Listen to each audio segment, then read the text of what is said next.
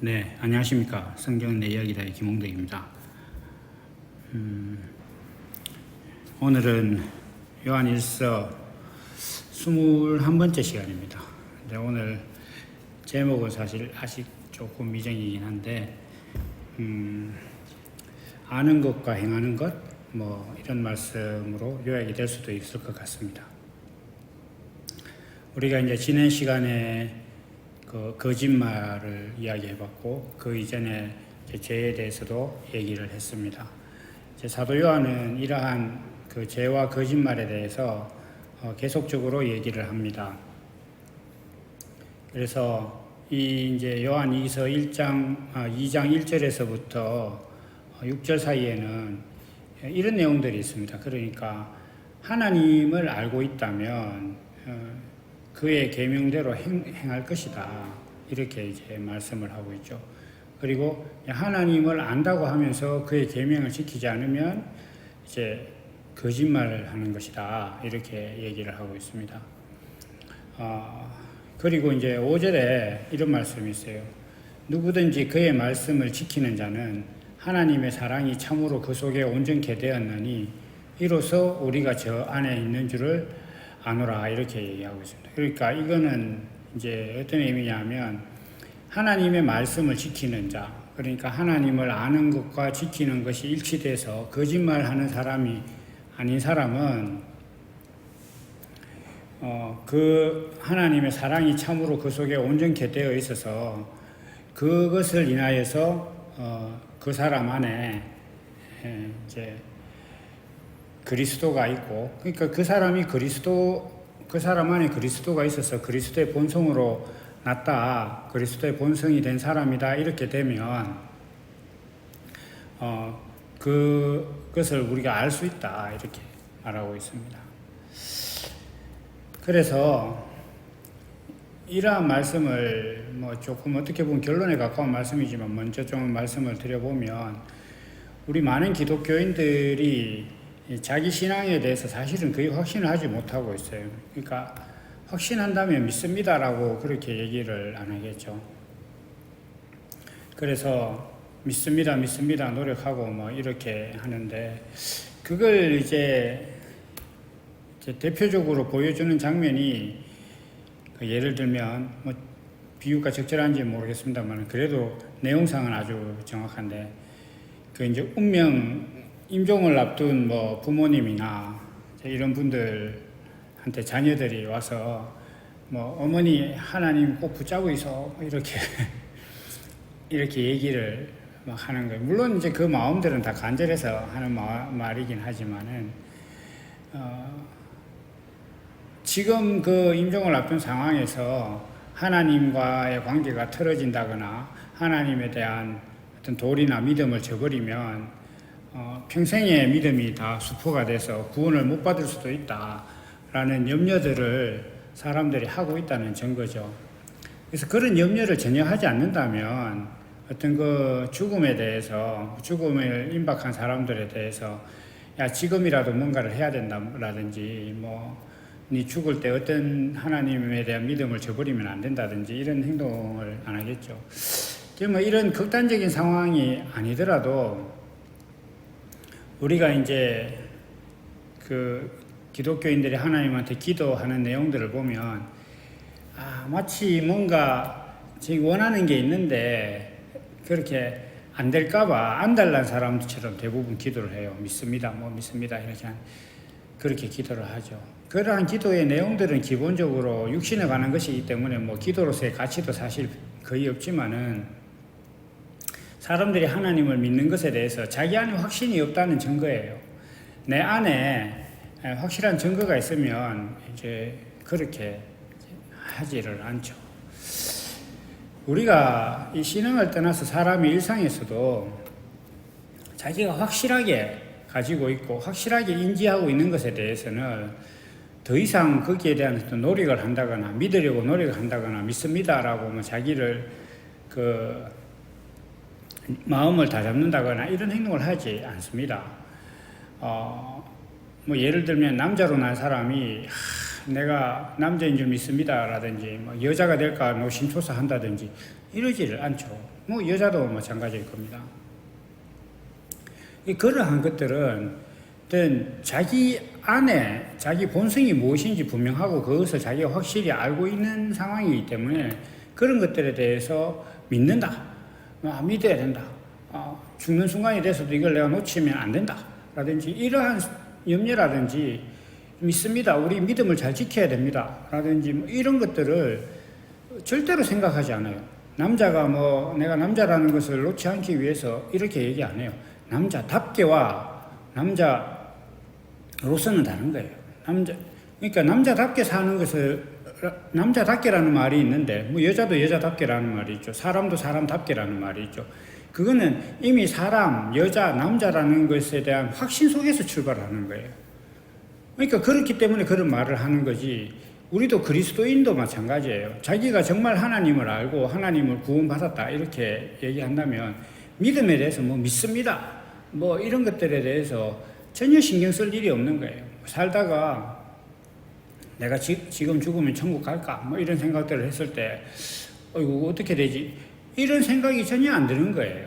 왜냐하면 이미 자기 삶이 어떤 하나님의 나라의 백성으로서 살고 있는 사람한테 뭐 육신이 죽고 사는 어떤 그 변화로 인해서 이거는 형식인데 이 형식을 벗어났다고 해서 그 달라지는 게 이제 아니라는 거죠. 그러니까 예를 들면 군인이 군복을 입고 있으나 군복을 벗어나 신분이 군인이에요.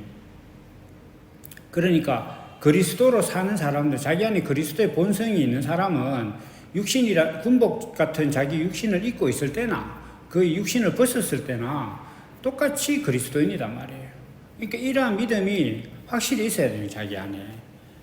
이게 없는데 자기가 하나님을 아노라 하고 이렇게 얘기하는 것이 그게 거짓말이다. 이렇게 사도 요한은 얘기를 하고 있습니다.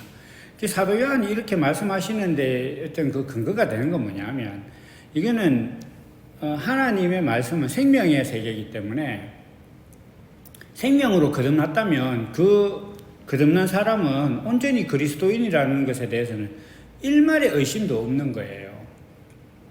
그래서 그것을 분명히 확신하고 있기 때문에 사도 요한은 그렇게 말씀을 하고 있는 거예요. 사도 요한뿐만 아닙니다. 모든 사도나 예수님도 그러한 말씀을 이건 생명의 세계이기 때문에 거듭났으면 그걸로 된 거다는 거예요. 거기서 뭐 더 믿어야 된다 뭐 이렇게 하고 뭐 이런 게 아니에요. 그래서 이러한 것들을 우리가 오늘 잘 생각을 해봐야 되는 겁니다. 뭐 하나님을 이렇게 뭔가 행동을 잘못한다거나 그 교회 다니면서도 그런 말 많이 듣잖아요. 그렇게 행동하면 되겠느냐? 그러면 잘못하면 큰일 난대. 뭐 이렇게 얘기하고 심지어는 그렇게 행동하면 구원 못 받는다. 지옥 간다. 이렇게 교인들끼리도 막 그런 행동을 하고 말을 하고 막 그렇게 하잖아요. 그런 말을 할 수 있는 것 자체는 뭐 상대를 비난하는 말이든지 내 자신을 자책하는 말이든지 그것에 상관없이 그럴 여지가 있다는 것 자체에 대해서 인식을 하고 있기 때문에 그런 말을 하는 거예요. 뭔가 행동을 잘못한다거나 신앙생활을 잘못했을 때 하나님의 어떤 그 구원에서 내가 외면당할 수 있다라는 가능성을 항상 안고 있기 때문에 그것 때문에 그런 말을 하는 거예요. 다른 사람을 비난할 때도 너 그러면 구원 못 받는다 이렇게 얘기할 수 있다는 것 자체는 어떤 행위로 인해서 구원을 벗어날 수 있는 구원 밖으로 쫓겨날 수 있는 여지가 있다는 것 자체에 대해서 자기가 인식을 하고 있기 때문에 비난도 그렇게 하고 자기 자신을 경계하고 자기 자신을 자책하고 하나님 내가 믿습니다 믿음에서 떨어지지 않도록 노력해야 됩니다 이렇게 다짐하고 사람들을 권면하고 이렇게 하는 것 자체도 그럴 여지가 있다라고 생각하기 때문에 그런 거예요. 그럴 여지가 없는 사람은 그런 말을 하지 않죠. 그래서 이러한 것들을 이제 말씀과 하나님의 계명이라는 것에 대해서 생각을 해보면 사람들이 구원에서 떨어질 여지가 발생할 수 있다라고 고민하는 것 자체는 하나님께서 주신 계명을 못 지키기 때문에 못 지키면 그렇게 된다라고 생각을 하는 거죠. 그렇다는 것은 하나님의 생명으로 거듭났는데 하나님의 계명을 어길 수 있다. 그럴 가능성이 있기 때문에 자기 자신이 뭐 다른 사람을 질책할 때도 그러면 구원 못 받는다라고 얘기하거나 자기 스스로도 내가 이러면 안 되는데라고 이제 반성하고 독려하는 그런 신앙이나 마음가짐을 가시는 거죠. 이러한 이유는 다른 거 없습니다. 생명이 온전하지 않기 때문이에요. 그러니까 하나님의 계명을 못 지킬 여지가 있다. 그러니까 계명을 못 지키면 또 하나님한테 벌 받고 쫓겨날 수 있다라는 것은 이제 사실이니까. 그래서 우리가 하나님의 계명을 지키지 못할 여지가 있다. 그럴 가능성이 항상 있고, 우리는 인간이 육신이 연약하니까 그럴 여지가 있다고 늘 생각을 하기 때문에 사람들이 그런 이제 고민을 하고 있고 신앙생활을 막 더 열심히 하려고 하고 있고 이렇게 하는 거죠. 이러한 것은 그 행함으로 이루어지는 것과 바로 밀접하게 연결이 되어 있습니다. 행함으로 이루어지려고 노력하는 것, 사람들은 제가 이제 갈라디아서를 글로 쓰면서 많이 이야기를 하고 있는데, 지금 오늘날 신앙인들은 자기들이 율법을 벗어났다고 생각을 해요. 그러나 뭐 율법을 벗어난 것은커녕 온전한 율법을 제대로 만나보지도 못했어요. 그 율법을 제대로 만났다면 절대로 그런 그 행동을 못하죠. 어쨌거나 지금 오늘 이 요한 사도가 말씀하고 있는 내용은 뭐냐면, 하나님을 안다면 계명을 지키는 자다. 이거는 뭐 남들보다 계명을 더 잘 지킨다거나 이전에 지키지 못하는 계명을 이제는 지킬 수 있게 됐다거나 아니면 계명을 지킬 수 있는 인내력이 향상되거나 확률이 높아졌다 이런 게 아니에요. 그냥 간단 명료해요. 계명을 지키는 자다. 하나님을 안다면 계명을 지키는 자다. 하나님을 안다면 성경대로 사는 사람이다. 딱 이거예요. 여기에 뭐 어떤 뭐 조건이나 이런 것들이 붙지 않습니다. 그렇기 때문에 오늘날 내가 성경대로 사느냐 이렇게 했을 때 못 산다 이러면 하나님은 모르는 거예요. 그냥 이건 단순한 거예요. 이거는 그게 뭐 가타부타 따지고 이걸 뭐 신학적으로 논하고 이렇게 하는 게 말이 안 되는 거예요. 그래서 그 신학이 엉터리인 거예요. 성경이 이렇게 돼 있잖아요. 그의 계명을 지키면 우리가 저를 아는 것이고, 하나님의 계명을 알면 계명을 지킨다 이렇게 얘기하잖아요. 그러면 그걸로 논란이 종결된 거예요. 그러니까 이러한 것에 대해서 얘기를 하면 안 된단 말이에요.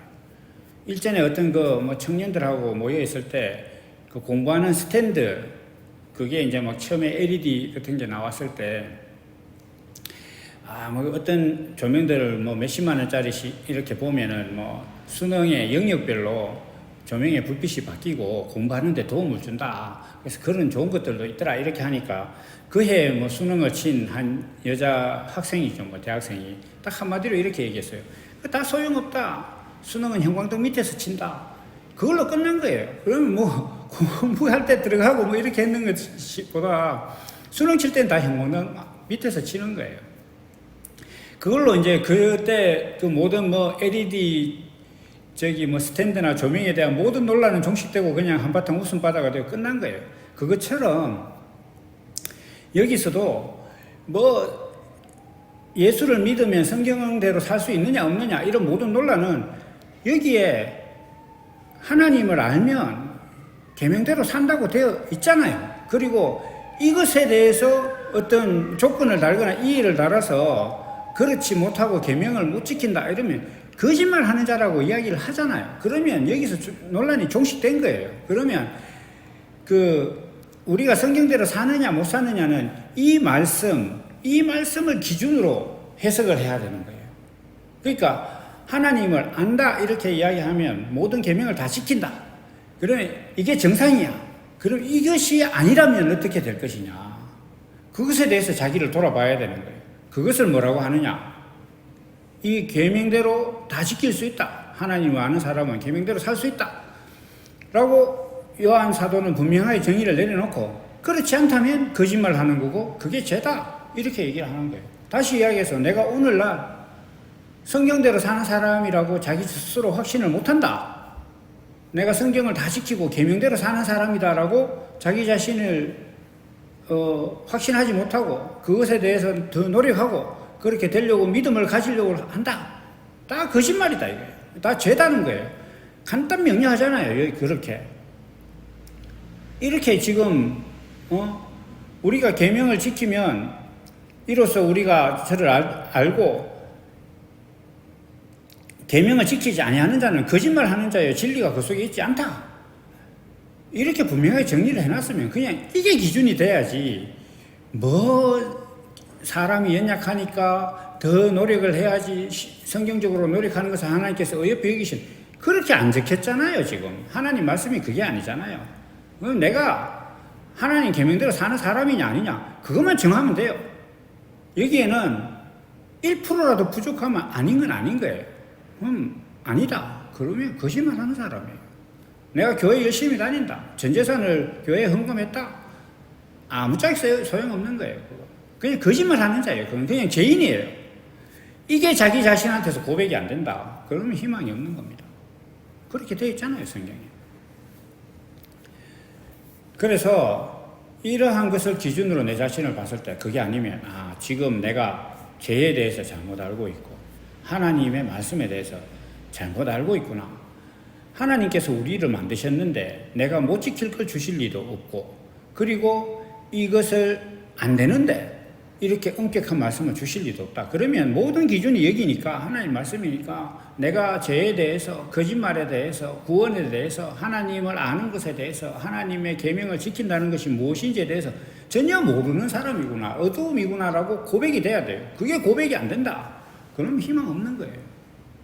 이 와중에 내가 신학교를 나왔으니까 내가 예수 오래 믿었으니까 내가 교회 장로니까 이 말씀에 대해서 해설을 하자면 사람들이 좀 더 노력하라고 이런 것을 하라는 것이다. 계명을 계속 노력하다 보면 계명을 잘 지키는 사람이 된다. 그래 노력해가 된 사람이 있으면 어디 있습니까? 아무도 없단 말이에요. 역사상. 그러니까 그런데 뭘 그걸 가지고 자꾸 사람들을 희롱하냐 이거예요. 헌금 내라고. 다 그거단 말이에요. 그러니까 이러한 것들을 돌이키지 않으면 희망이 없는 거예요. 희망이. 심지어 이제 뒤에 가면 사도 요한은 이렇게 말씀해요. 이 계명은 새 계명인데 사실 새로운 게 아니다. 옛날부터 있었던 거다. 이렇게까지 말을 하는 거예요. 그런데 우리는 지금 이 성경 말씀을 갖고 타협을 하는 거죠. 그러면 안 되는 겁니다. 성경대로 못 산다? 죄인인 거예요. 성경대로 못 산다? 하나님 모르는 거예요. 교회 다니면서 내가 성경대로 살려고 노력한다? 그러니까 다시 이야기해서 성경대로는 다 성경대로 못 산다? 거짓말 하는 사람이에요.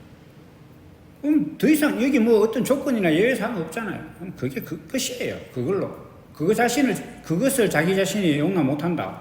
그러면 희망이 없습니다. 그게 바로 양심에 화인 맞은 거예요. 이런 말씀 앞에 내가 알고 있는 것과 다르네라고 돌이킬 수 있으면 구원이 있는 거예요. 그런데 그게 설마 그렇게까지 이렇게 얘기하고 간다. 양심에 화인 맞은 것이. 자기 스스로 타협하는 거죠. 무덤에 회칠한 거죠. 희망이 없는 겁니다. 그래서 오늘 말씀을 정리하면 정말로 우리가 하나님을 알고 내가 구원받고 하나님의 자녀고 그리스도 안에 있는 사람이라면 성경대로 살 수밖에 없는 거다. 여기에 내가 조금이라도 부족함이 있다. 그러면 거짓말하는 사람이고 죄인이다. 내가 하나님에 대해서 죄에 대해서 구원에 대해서 계명에 대해서 하나님과 다르게 생각하고 있던 사람이다. 라고 고백할 수 있어야 됩니다. 그것이 없다면 아무 의미가 없다라는 것을 오늘 말씀드리고 또 다음 시간에 이어가도록 하겠습니다. 오늘은 여기까지입니다. 감사합니다.